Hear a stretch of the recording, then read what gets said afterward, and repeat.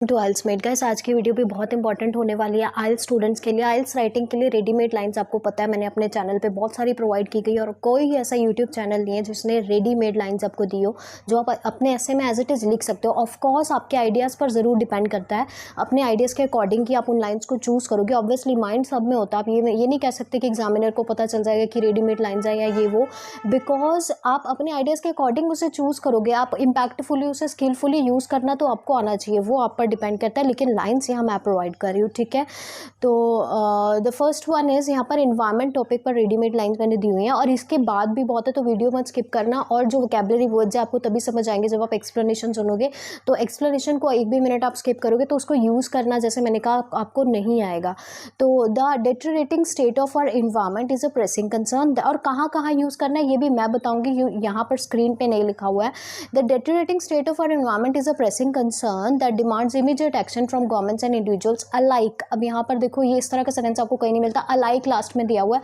इसका मतलब है सिमिलर लाइक एक्शंस चाहिए इंडिविजुअल्स और गवर्नमेंट को, इक्वल कह सकते हैं ना, पार्टिसिपेशन होना चाहिए। तो उसको हम इस तरह से लेंगे, individual immediate action from governments and individuals, last में अलाइक लिख दिया, ठीक है। और डेटेरियोरेटिंग मतलब खराब होती हुई state of environment is a pressing concern. जो प्रेसिंग कंसर्न होता है वो कंसर्न होता है जो अभी सॉल्व किया जाना जरूरी है, इमीडिएट कंसर्न होता है, उसे हम प्रेसिंग कंसर्न कहते हैं। और यूज़ कहाँ कर सकते हो, आपको दिख ही रहा होगा कि आप इसे यूज़ कर सकते हो, आप इसे यूज़ कर सकते हो अपने कंक्लूजन में, क्योंकि इमीडिएट एक्शंस की बात की गई, अपने सोल्यूशन वाले पैराग्राफ में यूज़ कर सकते हो, ठीक है।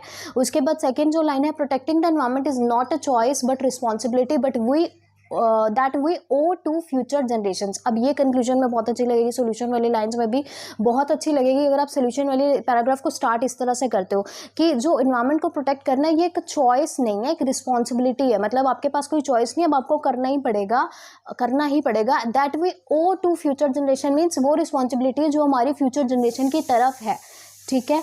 आई होप ये लाइन्स आपको अच्छी लग रही होंगी, तो उसके लिए वीडियो ज़रूर लाइक कर देना, बिकॉज अगर आप लाइक करोगे ना तभी यूट्यूब इस वीडियो को बूस्ट देगा और बाकी स्टूडेंट्स तक पहुंचाएगा। अदरवाइज़ ये वीडियो यहीं की यहीं रह जाएगी। और जो फालतू की वीडियोज़ होती है क्लिकबेट वाली, जिसमें कुछ नहीं होता, और वो वीडियोज़ जो हैं व्यूज़ गेन कर जाती हैं। Okay, the Earth's delicate ecosystem, third line, the Earth's delicate ecosystems are being threatened by human activities.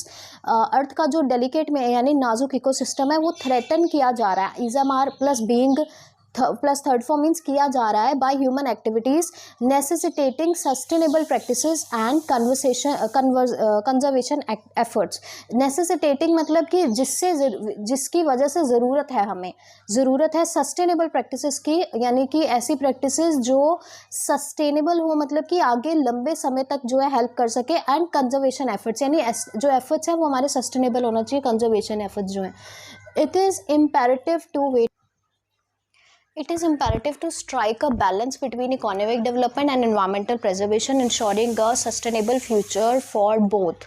तो बैलेंस किस में होना चाहिए, इकोनॉमिक डेवलपमेंट और एनवायरमेंटल प्रिजर्वेशन, यानी कि एक तरफ हम प्रोग्रेस भी करें, दूसरी तरफ ज़रूरी ये नहीं होना चाहिए कि उस प्रोग्रेस की वजह से हमारा एनवायरमेंट प्रिजर्व नहीं हो पा रहा। तो दोनों चीज़ में बैलेंस होना चाहिए, economic development and environmental preservation. Ensuring मतलब इंश्योर करते हुए एक सस्टेनेबल फ्यूचर, दोनों के लिए एक फ्यूचर होना चाहिए। By embracing renewable energy resources and reducing और कार्बन फुटप्रिंट। तो यहाँ पर सजेशन दिया हुआ है, तो आप सोल्यूशन वाले बीपीए में यूज़ कर सकते हो, कंक्लूजन में भी यूज़ कर सकते हो जब आप सोल्यूशंस को सम अप करते हो। By embracing renewable energy resources, embrace मतलब involving renewable energy resources and reducing और कार्बन फुटप्रिंट। ये करने के द्वारा we can mitigate the adverse effects of climate change and safeguard the environment. ये करने के द्वारा मतलब ये भी एक तरीका, इस तरह से बाय से भी आप सोल्यूशन दे सकते हो। ये करने के द्वारा हम मिटिगेट कर सकते हैं, मीन्स कम कर सकते हैं क्लाइमेट चेंज के जो एडवर्स इफेक्ट्स हैं। The preservation of biodiversity is crucial for the long-term stability of the planet, as each species plays a vital role in maintaining the delicate ecological balance. Biodiversity का मतलब जो विभिन्नता, अलग अलग प्रजातियां हैं, उनकी जो प्रिजर्वेशन है वो भी इंपॉर्टेंट है, किसके लिए, लॉन्ग टर्म स्टेबिलिटी, यानी प्लैनेट ज़्यादा टाइम तक रहे हमारा, उसके लिए भी जो प्रिजर्व करना ज़रूरी है। किसको, जो प्रजातियों की विभिन्नता है यानी बायोडाइवर्सिटी, उसको प्रिजर्व करना ज़रूरी है। एज ईच जो स्पीसीज़ है वो रोल प्ले करती है मेंटेनिंग द जो नाजुक इकोलॉजिकल बैलेंस है उसके लिए, उसमें रोल प्ले करती है।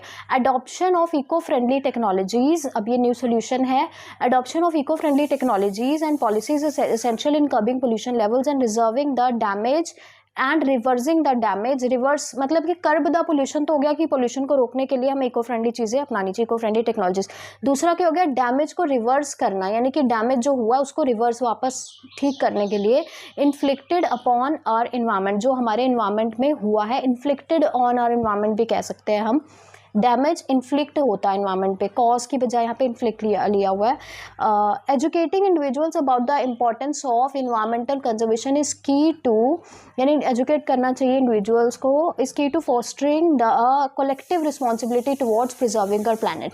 अब यहाँ पर एक और सोल्यूशन दिया हुआ है, तो 2-3 सोल्यूशंस तो यहीं पर ही आ गए कि इंडिविजुअल्स को एजुकेट करना चाहिए किसके बारे में, इंपॉर्टेंस के बारे में इन्वायरमेंट प्रिजर्वेशन की.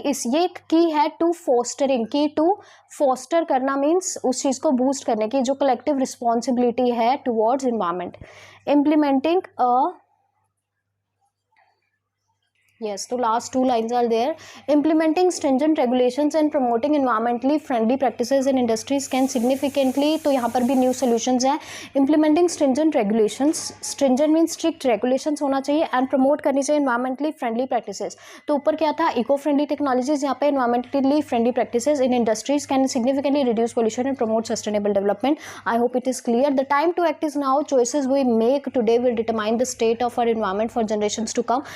ये लाइन आप जाते जाते जब आपका टास्क कंप्लीट होगा कंक्लूजन के एंड में ज़रूर लिखना, तो that will create a desireful impact. Okay, और किसी टॉपिक पे आपको चाहिए रेडीमेड सॉल्यूशंस, रेडीमेड लाइंस, तो प्लीज़ लेट मी नो. कोई कॉमन टॉपिक जो आपको लगे कि बहुत इंपॉर्टेंट है तो उसके लिए readymade lines I will provide. And yeah, thank you and like this video also please.